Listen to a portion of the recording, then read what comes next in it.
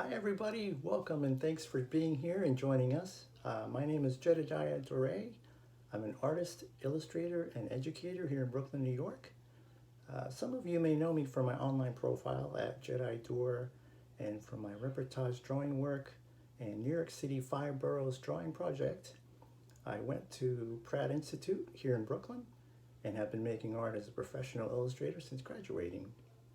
I'm so grateful that Derwent has taken me on as a new ambassador here in the States and has asked me to share this art tutorial with you. I hope it'll be fun for you because I love to draw and paint every day and I always have fun doing it. Our focus of the tutorial is how to illustrate a unique and dynamic still life. I want to take that idea of a classic still life painting, update it, and give it more character and life. The demonstration will cover the beginning of the drawing, including my sketching, and follow all the way through the process of applying all the different mixed media which we'll use. I have a lot of fun objects on display in the studio, so I use some of the toys to make this still life, including a vintage tin robot, a 3 airplane merry-go-round, and my favorite, the toy camera. That actually functions. Now, I'm going to turn the camera around and you'll be able to see my art desk, and we can begin our tutorial from there. Great. I want to show you the still life setup I'll be drawing and painting, including some of the objects I pulled from around the studio to make my version of a still life more interesting and fresh. I wanted to just briefly go over some of the Derwent supplies we'll be using today. These are Inktense pencils. They're quite nice because the pigment is vibrant and easy to apply dry or wet. You can use them with a brush and treat the pigment like a watercolor. You'll see they're very intense, and that's what I like about them. You don't have to worry about using too many washes like you would with watercolor. And they also layer quite nice. The color layers on top of the other color very easily. So that's the Inktense pencils. When we do our sketch, we're going to use the good old Derwent Graphite pencil. Now, if you want to draw and sketch before you actually color, it's actually pretty easy. I found it to be the easiest to erase the pencil lines with the H pencil. I think it's because it's not too hard and not too soft. The harder lead tends to make grooves in the paper, and the softer lead, of course, applies more lead, and so it's going to be a little bit more challenging to erase the drawing. Now that's if you care to erase the drawing. Some people leave it in, but if you want to erase the drawing after you do your wash or after you're done, this is the pencil that you want to use. So that's what we're going to be using for the sketch. Towards the end of the drawing, now what we're going to do is we're going to do a wash first, and then we're going to do the outline at the end of the drawing. Now, this isn't really a fixed way to do things. You can do it in reverse. You can do the outline first, and then you can do the wash. I tend to do both. It all depends on what kind of drawing I do. So sometimes I'll do a wash first and then do a line, and sometimes I'll do a line and reverse it. So we're going to be using paint pens, and these are really great because they're so opaque and they're so heavy and rich that they can actually be used to color on top of the wash. So you could do a wash, and even if it's a very thick, dark wash, this paint pen will go right over the top of it, and it'll come through pretty quickly. Now, once in a while, if you rub a little bit too hard, it might pick up some of the pigment, and that's because the Inktense color is so vibrant. It might pick up some of the powder, it might clog the tip. So it's good to have a paper towel handy, or just kind of use a spare piece of paper on the side to kind of get the fluid running again. And I'll show you how this works. It's really easy. And then to create some of the outlines, these are really great. These are line makers. These are just their ink pens, and they range from They have the thickness and thinness. I'm going to be using the 0.8 and 0.5. I like the 0.8 because I want to create some pretty solid outlines towards the end of the drawing, and you'll see how that's going to come in handy. What I'd like to show you now is what you can think about when you're drawing something and you want to draw it dynamically. So I'm going to show you a little bit about how that works. So if you look here at this drawing, now you could draw perspective lines, and it's really important to think about perspective when you want to draw dynamically. So I'm going to draw a little box here that designates our sketch pad and our piece of paper. So what I'm imagining is, remember, if the objects are here on this horizon and we're looking at it from a lower vantage point, so we want the objects to be higher, right? So what we're going to do is we're going to draw these perspective lines from that vantage point, right? And you can begin to do this when you sketch anything, and it works pretty well because it adds a lot of perspective and a lot of scale to your drawing, right? So you don't have to put these boxes in, and but if you're not used to seeing them when you sketch, you can go ahead and do that and then erase it with the kneaded eraser when you're done drawing. Okay, so if you look here, we have the camera, and then we have the tin box, and then we have the airplane merry-go-round, and then we have the tin robot, right? So I'm just going to do a very, very basic shape here to show you how I'm seeing it and how I'm making it more dynamic. So instead of something being completely flat, if we look at, you know, this camera as a square, and then this tin as a rectangle, and so on, and then we have sort of another rectangle with the arms of the merry-go-round, and then we have the robot, it looks rather flat, right? So we're considering that every object here has volume, it has weight, and it's if you look at it like it's coming from, everything is coming from that perspective, that vantage point there that I'm putting in the middle of the page, right? And that's right about here. It's not always in the middle, but let's just say for learning, it's right here. And so we're going to take the back end of the tin and then draw it out, right? Just like that. And you can see already there's a lot of three-dimensionality, there's a lot of scale and perspective happening just by drawing it that way and not this way, right? And then we have the camera on top. I'm just drawing boxes here three-dimensionally. So instead of drawing a box this way, we're going to draw it that way, right? So it adds length, and there's volume and height, and that makes it more dynamic. And so then we have the camera. We can kind of sketch pretty easily the camera lens, and then we have the strap, and then we have the merry-go-round. And if you look at the base, it's basically a circle. It's two circles, so we're going to draw that top and bottom, and then we're going to add the base to it.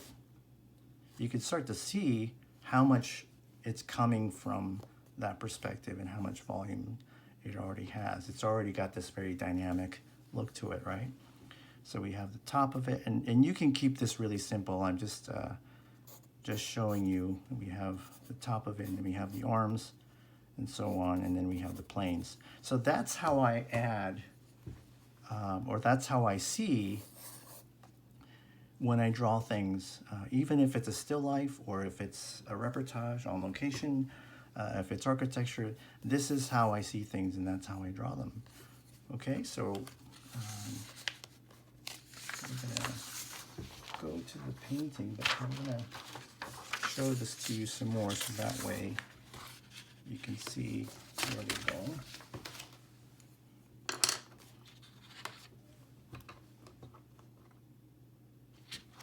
Right. So this is the watercolor paper. This is the Inktense paper we're going to be using.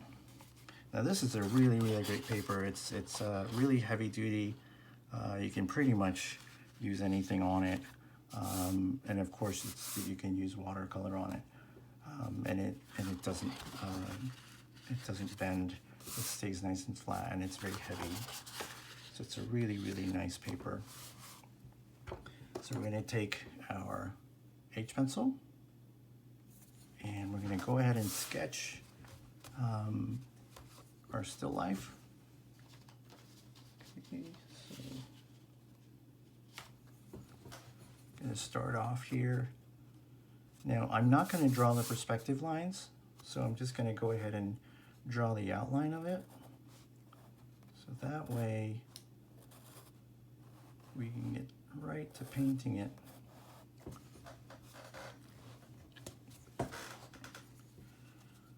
Now you don't have to start where I'm starting. You can start pretty much anywhere on the page.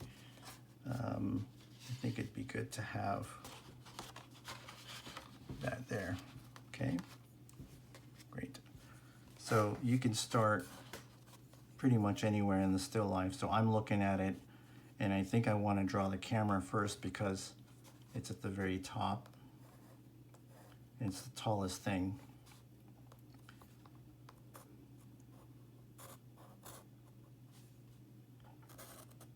Now we're just going to frame it. On the other side.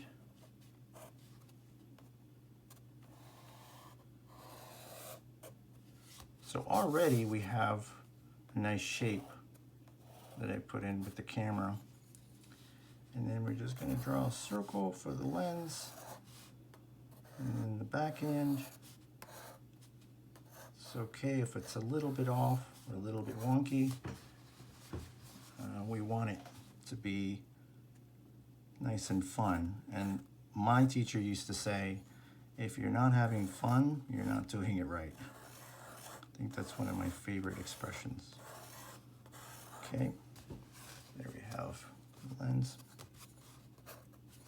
Okay, and then we have the viewfinder. Now you don't have to draw it this dark. You can go a little bit lighter. Normally I go right to the wash when I watercolor. So let's go ahead and stop there, and then we can just go ahead and draw the 10, so that way we can get right to the shapes. What I'm focusing on while I'm drawing this is just the really big shapes that I'm seeing, right? I'm not really focused on the detail. The most important thing is that I'm seeing that perspective. I'm seeing how these objects sit in space. And so we're going to go ahead and just speed it up here a little bit. And you don't have to go this fast. You know, I just, for time's sake, so that we can cover everything together.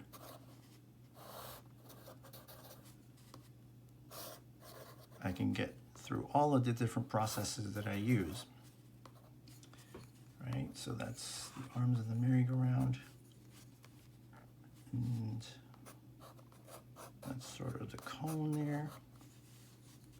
And then let's go ahead and just put a couple of the planes.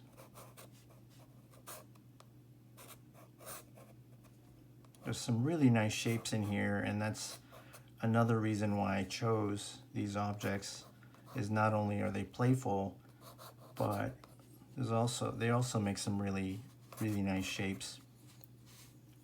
Then we have the wires, right, connecting to the arms.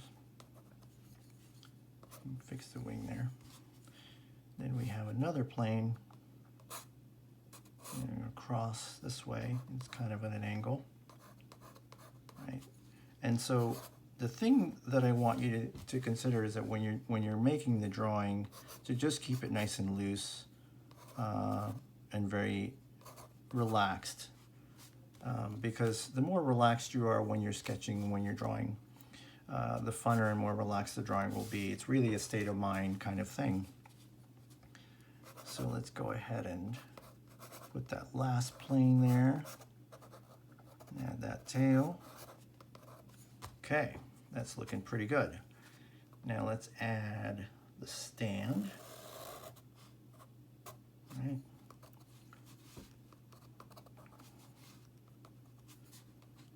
I think I'll start here. And it kind of just sits there in space like that. And then let's add that middle kind of beam, I guess it's replicating. Another kind of cross beam here. So what's important is when you're drawing, even if it's just a straight line, you start to consider how that line or that object has volume and has thickness. So I'll draw it with that perspective in mind. You can see how it sits in there like that. And then we have the outside. There we go, right? And this comes around like so. Okay. Then we have this sort of middle support that's round, right? And then let's add some of these wires that hold up the plane. Okay. And then let's go to the robot. So that's looking pretty good. I like that. Okay. You can see we're on the right track here, right? Okay. Now, so let's go ahead and add the robot. We could start at the top, I think, and then just do the outline of the body. That's fine. It comes in there like that. It's really fun to draw this guy.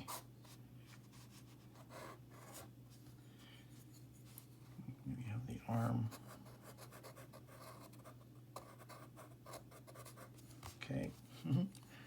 He has these squiggly arms that are cut out, which are pretty funny. Let's put the eyes in there so we have at least a reference of the size of things. And then his body, again, comes in from that vantage point right here. It's coming in to view to the foreground. Make sure that we're still okay. Yeah. And then the base. And then that back wheel. There we go, right? And then the last thing, we could go in the painting after this, because I think we have the crux of it, right? We have the outlines, we have the basic shapes. I think this is a good starting point. We can go ahead and add the camera strap if we wanted. And that's just, you could just use one line following the reference or looking at your still life. You can use either and take a picture of it before you finish. That way you can go back to it if need be. All right, so let's make sure everything's okay there. Yeah, that's looking great. So we're done with the sketching part. Now we're getting into using the colors. This is great. All right, so you'll see, and we might not get this far with this because I'm taking my time and making sure that I'm showing you each step along the way. And normally I don't do this drawing. I go right into the watercolor wash right away. And I can kind of see it just from experience without having to draw it. And then I'll go right into, after I do the wash, then I'll go ahead and outline it. But for now, we're gonna walk through it and take our time. But this took me about, I would say, 40 to 45 minutes from start to finish.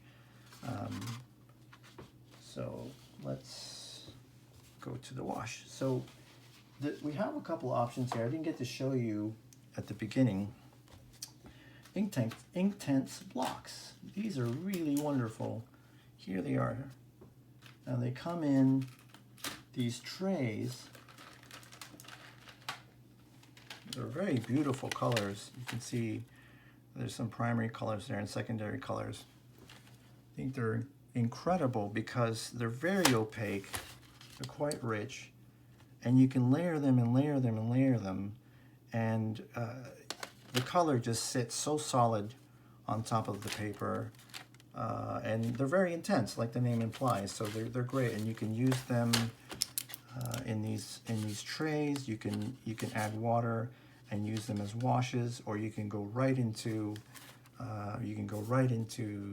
the paper and go directly, and then use a water brush to spread the color. So there's lots of different ways you can utilize them. The interesting thing that I forgot to share with you guys is that I'm still relatively new to these Inktense products. I've been using Derwent pretty much my whole artistic life. I've been using Derwent pencils and colored pencils since I was a kid, and so they're my favorite art supply, and I'm so happy that they are letting me use these Inktense art supplies with you guys. So one thing we could do is let's try a couple of different things. Let's try to render this camera first using some of these Inktense blocks. Okay, so let's see what happens, and we're going to be a little bit playful here because there's no mistakes in this room, right? So no such thing as a mistake, and I don't want you to ever think, especially when you're drawing and painting and having fun, that there's a right and wrong. It's really about being playful and really about experimenting, and that's really how you make some incredible discoveries, right? So we're going to go ahead and see what happens. I'm going to do a mixture of using these pencils and using these blocks, and see what happens. So I'd like to start with the blue for the camera because it's a lighter color and it's behind all of the objects, right? And so the camera is actually black. It's dark. It's like a charcoal black. And so what's going to make this fun is we're not using the colors that we see. We're going to use the colors that we want to render with, and that's going to make it a lot more fun. And so what I found with these is that a little goes a long way, right? I'll show you. So let's put this down here. And let's take our watercolor brush. All right. And you can see that even with just a little bit of water coming off of that brush, it's quite intense, right? So you don't have to use much to get that color on there, and I think that's spectacular. Look at that, right? And then you can kind of pull, the color because there's so much on there. Let's use a flat brush. Right. So we're going to use this flat brush to kind of pull the color off. And you could see it acts like a watercolor wash. And it's just beautifully rich and bright. And it goes a long way, even if you're just using a little bit of that color. Sorry for the shake of the camera there. I didn't notice it was shaking, but I'll try not to shake it too much. Okay, there we go. So that's one way to use it, right? So let's clean up the washes here, the brushes. Okay. Now, the other way to use it is with the pencil. And this is pretty interesting because if you use the pencil, and this is still wet, right? You can go right in there. Look at that. That's amazing, right? And it has the same kind of characteristic where with the block, you can use it as a watercolor wash. And it just sits on top of there like that. You don't get these mushrooms of water and paint, right? They're so easy to use and so quick drying. That's one of the things I love about them. I work rather quickly when I draw. I like to draw on location. I'm a reportage artist, and so that means that I'm almost always on location, on site when I'm drawing. And so I have to work very quickly. And so the art supplies that I use have to be pretty quick drying and have to apply very quickly. And so these are going to come in handy when I draw on location. So let's add a little bit more of that blue.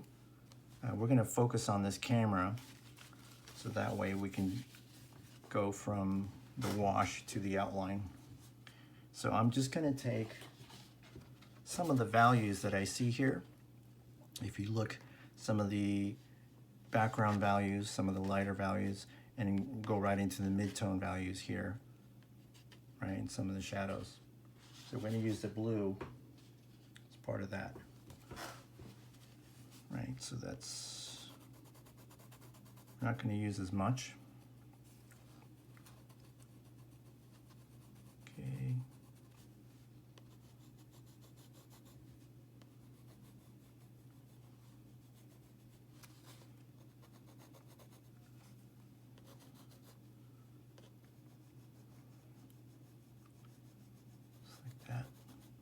And if you want to kind of speed things up, you just take that good old block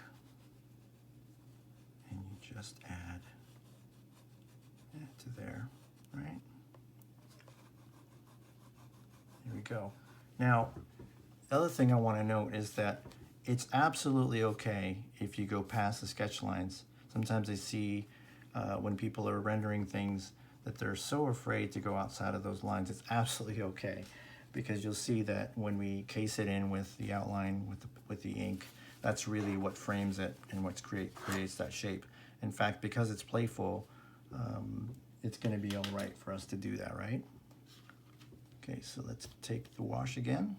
Let's take a thicker one, this flat one. You can use round, but I like to use the square brush to kind of establish the tones, right? Let's get the outside of that lens here. And what I'm also keeping in mind is when I'm looking at the camera is the highlights, right? So the lightest part of the camera is on the right side of the body, and the back end of this lens here in the top of the viewfinder. So I'm going to leave that a little bit colorless for now. And instead of leaving it white, I've decided it'd be funner. Okay, that's pretty good. It's going to be funner to use a yellow. In this case, we're going to use this cadmium yellow and this really nice bright Inktense yellow here. These two, right, for the highlights. So I'm going to take this, and this is when I just really begin to just start to play. There's really no right or wrong with the sequence of things, and I know that there is if you were rendering this in a more traditional way, and you're really trying to define the color and the tones and things as realistic as you want. But what we're going here is a kind of expressionistic feel to the drawing, which is really the way I like to draw things. I like to express myself, and I like for the art to be expressive, to have some kind of character and personality, so I try to inject a little bit of that and try to create a kind of mood and feeling with the drawing as opposed to how it literally looks, right? So now we could take the wash again. This brush is coming in pretty handy. So you'll see, like, it's very direct, right? Really easy to apply. And we can go right outside of that. And you'll see why it's come in pretty handy to do that, and why that's okay. Because if you look, I do go well outside, and that creates a kind of mood, and it also creates a tone for the background as well at the same time. So it's a good way to do that, to do those two things at the same time, right?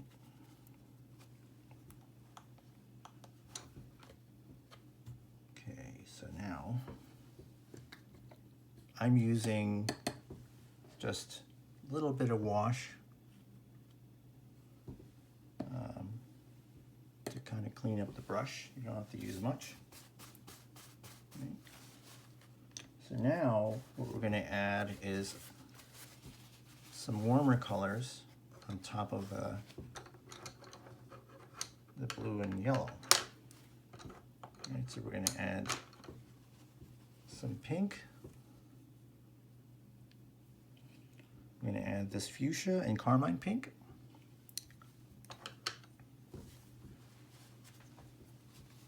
And what I'd like to do is, since we're talking about making it different here, and being a little different, and being playful, I'm going to go ahead and just go with my gut here and just go with some feeling and just put it right in there. And look at how it just sits on top of that wash, right? It just goes right into that. Okay. Look at that. It's beautiful. That color is amazing. And what I love about these Inktense colors is if you look at this fuchsia, the way I applied it to this camera, I didn't have to wait long for it to dry. It sat on that color as soon as I washed it, and it didn't make it muddy. So it's nice and opaque, and the color just sits on top. And you can start to see how fun it is with some of that color.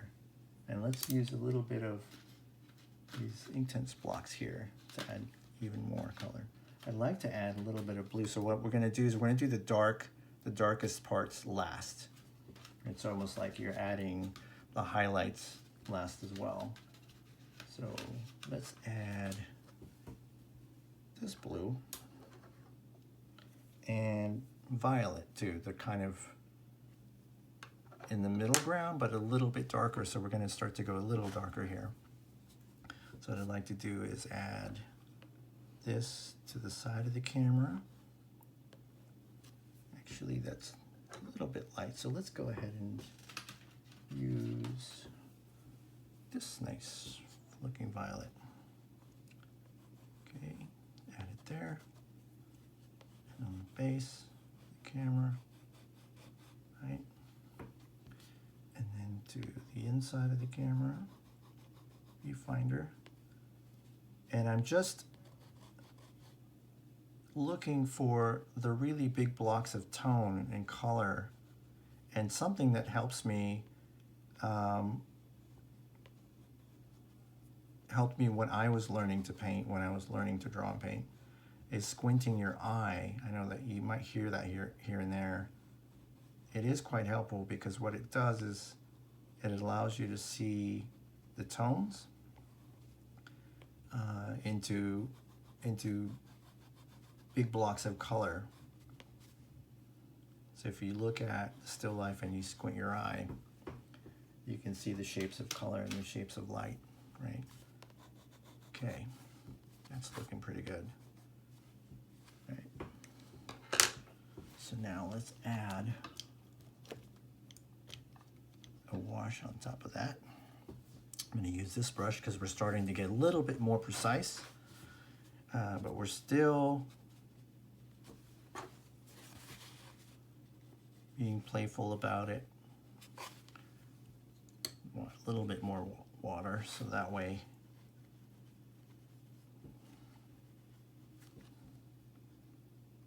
it pulls the pigment a little more.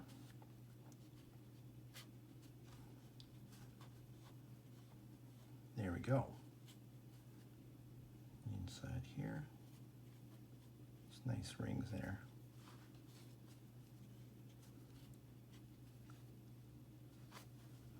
Okay. And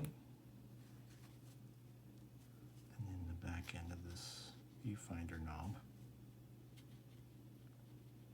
I'm looking at the darkest part of the camera being on this the left side of the body here. There we go. That's looking great. Okay, so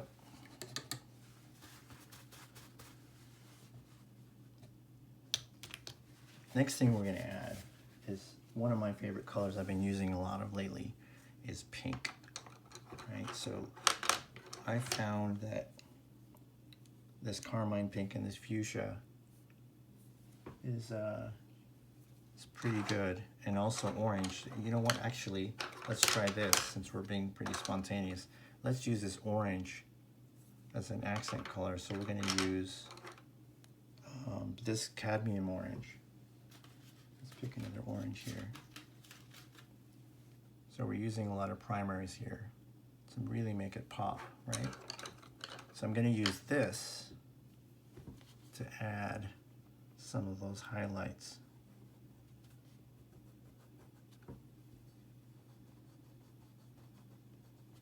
And I'm going to put this color right into the viewfinder and on the outside there. I love how if you look at how the color, when it's applied, how much it just loves to sit on top of the color beneath it, and that makes it so fun and so easy to apply it pretty much anywhere in the painting.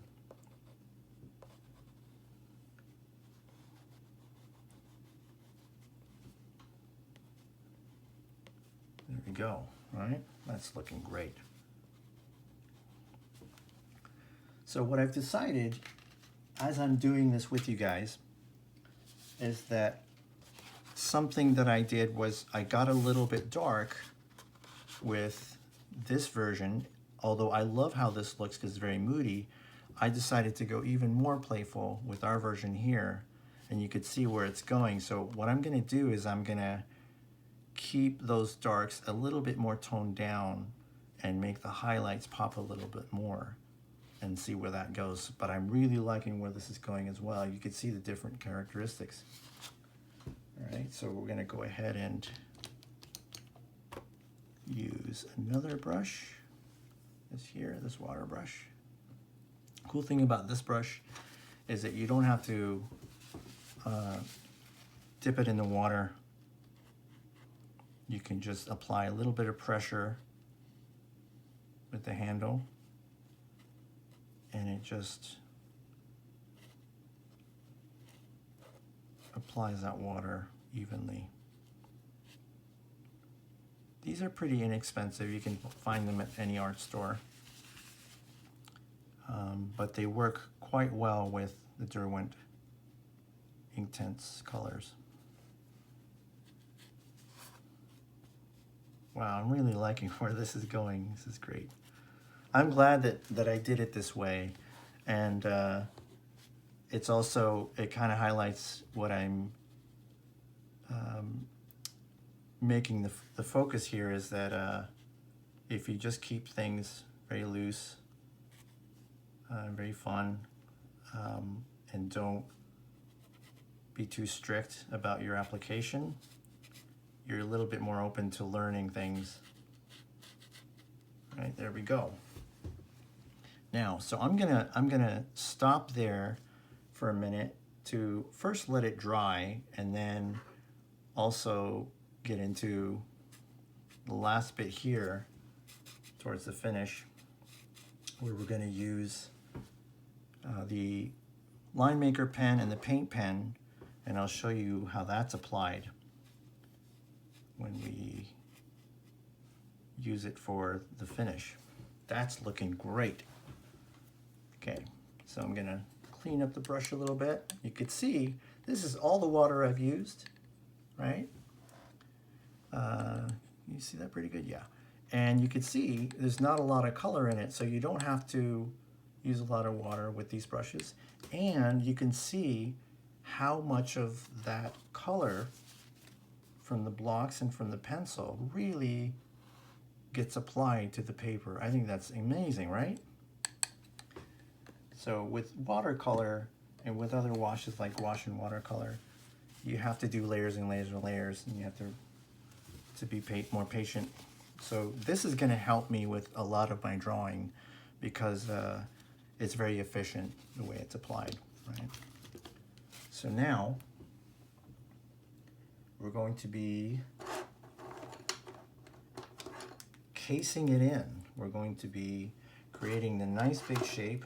There's a couple of things that we can use here. We can use these paint pens, right? And we can use these line maker pens. So I think what I'd like to do is I'd like to try this paint pen. You don't have to use them in this order. So the way this works is there's the fluid is inside, the ink is inside, and you have to shake it. There's a little shaker ball in there that mixes it. So just do this for about 30 seconds. And while this is happening, of course, this is drying really quickly. If you look, you know, it doesn't pick up the color anymore. So that's also a great thing about Inktense color, is that it dries pretty efficiently. So while I'm doing this, shake, shake, shake. All right, that should be good. Now, it's good to have an extra piece of paper to make sure that it's running nicely. All right, so that's the tip there. You have to sort of push down, right, to get the fluid to start running through like that, and there we go. You can see it's nice and opaque and very fluid, right? I love pens that just draw nice and fluid and just flow, right? You can apply a little bit more pressure and get more thickness on there, right? So we're going to use that and see how that works for the drawing. And that's how I created these outlines here. Okay.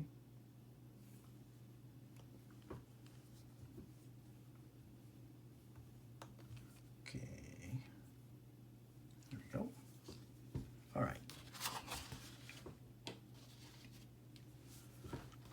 So the first thing we're going to do is we're going to draw an outline of it, right? And so you can start at the top here. And then we have a little blur of ink there. That's okay. That's perfectly okay. We're going to start with the outside.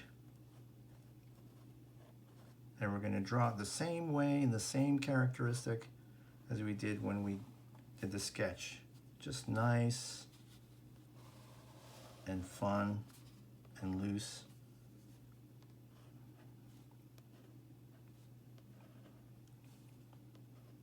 There's the outside of it. Okay. And look at how it just eats up that ink and just sits on top of that paper so well. There's not very many things that you can use to draw directly on watercolor medium like this, but This is one of them, and it's great because it's so opaque, so you can use it for highlights or you can use it for outlines. So that's what I used for this outline here. Right. Let's go a little bit more with a little bit more detail to define the camera a little more. And occasionally you'll see that some of the fluid does leak out a little bit, and that's because I was pushing down a little bit more, but that's okay because that makes it a lot more fun in the drawing. It's not so literal, right? Okay, so there's the viewfinder, and then we have another viewfinder here. And if you feel like you want to have a little bit more control, you can always use the line maker, right? I'm going to show you in a second how that looks when we use that. I'm just going to put the square in the outside square. And I actually love when it splotches like that. It creates a lot of thickness and thinness and variation in line, which is perfectly okay. And then you can use that ink and you can kind of pick it up for tone and mark making, right? So let's go ahead and finish using this pen by defining the camera lens. Just create a nice easy circle, and then we have the back end like that. There we go. Right?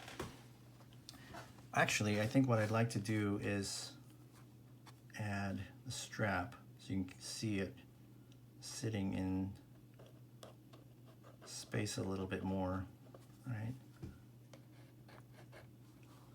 What you do is just follow that pencil line, and it goes behind and up around. That's pretty fun, right? And then you can add the outside of the strap. It's almost like a roller coaster ride we're talking about. It looking like an amusement park, right? And then add the outside like that. There we go. That's looking really great. Okay. So now, so that's the paint pen. That's how that looks on top of the Inktense block and Inktense pencil. So now what I want to show you is how the line maker looks, right? In this case, I'm going to use the 0.8. This comes in, I think it's 5 or 6 quantity. I think it's, yeah, these here. And this is the thickest one of those. As far as I remember, it's not as thick as the paint pen, but I like to use it in this case. I used it for some of the detail that you see here.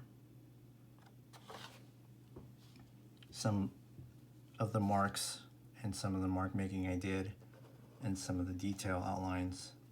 You can see it's a little bit thinner than the paint pen. So what I'd like to define is a little bit more of the details of the camera. That way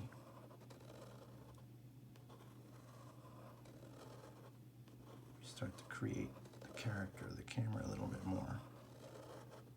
There we go. We have the inside of it there. That's looking great. And then we have a piece of tape that holds the body together and also prevents light leaks. There we go. And then we have the side. And you can decide what kind of details and how much details you want to add.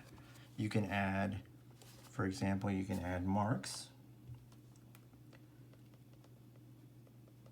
dots, dashes, right? And you can start to create texture. But for now, I think what we're trying to achieve is a kind of graphic look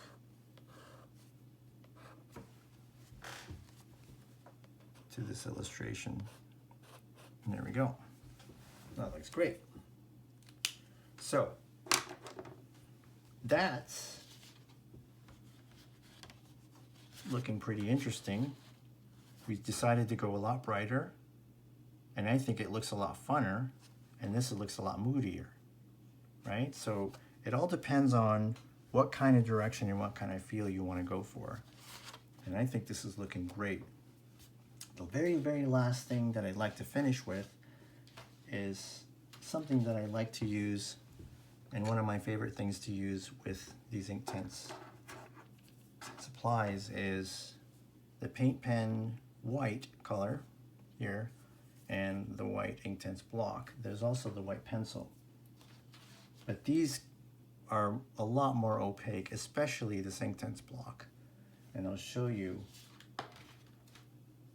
how useful they are when you want to add the last bit of highlight in the drawing, right?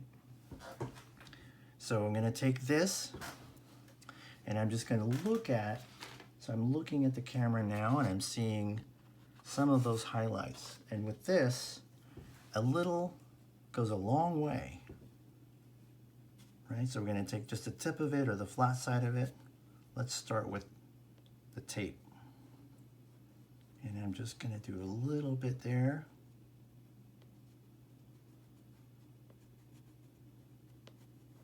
Just like that. All right.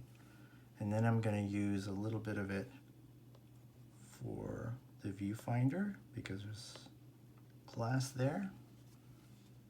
And then there's a metal clip. And then just the highlight that I see, the highlights that I see of the light shining on the body, the outside of the camera. And then the outside ring of the lens. And if you use this sparingly and you kind of calculate where these highlights will look good, you'll see that just a little bit goes a long way. And then just the outside ring of that lens, and then maybe just the last bit of it for highlight. And we have this tape here that's coming from the left side of the body. There we go. Now, we are pretty much at the end of this demo. And the last thing you might want to do before we decide to finish with the camera is you can kind of tone down the color of that highlight with some water. But you'll see the difference that it really tones down the highlight, and there's also a nice texture to the highlight when you don't add water. And that stays dry right away, you'll see. And there we go. So you can pretty much do the rest of the objects this way. And the wonderful thing about these Inktense blocks and pencils is you'll see how the color just likes to layer and it applies so easily and so quickly. You can work from the background to the foreground, or you can work in different ways throughout the entire canvas because you don't have to worry about the color drying and waiting for the color to dry. So we got through this fairly quickly, and I'm going to go ahead and treat the rest of it this way and probably add the strap last. But that's the great thing about, like I said, with these colors is that you can put color on top of color, and it works both ways. So it's very, very easy to use, and I hope that you had a lot of fun drawing and painting with me, and as much as I had fun doing it, and I learned a lot actually. I learned quite a bit about the pigment and how much fun it is to apply. So thanks for joining me, and thank you, Derwent, for letting me do this tutorial. And we're going to have a Q&A now, and I'd love to answer all your questions. So please join in and ask away. Thanks so much, guys.